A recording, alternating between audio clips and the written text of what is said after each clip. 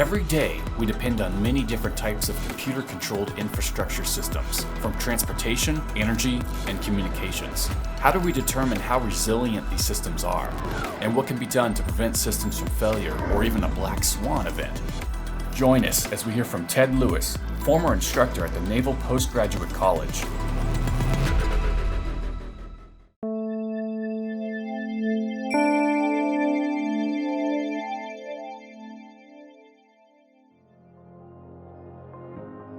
I was a co-founder to the Center for Homeland Defense and Security at NPS, and I taught one of the courses on critical infrastructure, and I got interested in using networks to model infrastructure, things like power grids and water networks and transportation networks, that sort of thing.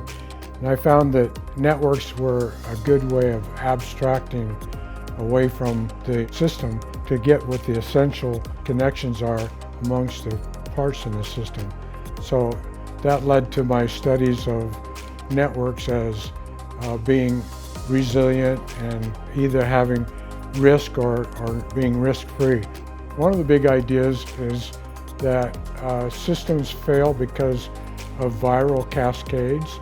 This has been studied by people like Bach and Chuck Perot at Stanford, and they found that it wasn't so much that components fail, but it was the way things were structured that mattered.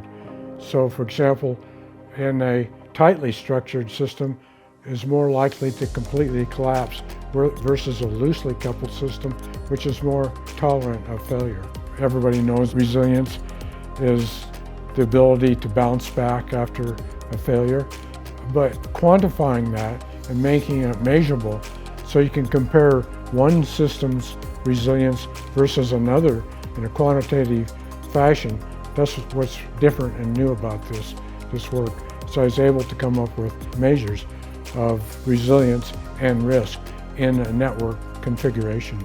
So resilience has a lot to do with the number of paths through the network from source to sink.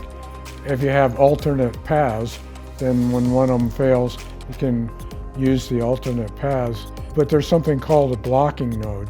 Blocking nodes are nodes that if you remove them, it segments the network into two separate islands. So you can't flow from one side to the other at all. So blocking nodes are particularly critical in the network. One measure of resilience is the number of blocking nodes you don't have. So you take the number of nodes and subtract off the number of blocking nodes, and that's a simple measure for resilience. So when computer scientists write code, what they're effectively doing is they're going from chaos to structure. These ideas can be used in programming by simply being aware that structure matters.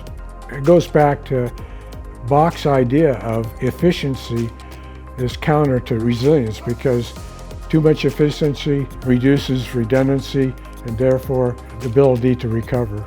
Learn more in The Many Faces of Resilience, a contributed article in the January 2023 communications of the ACM.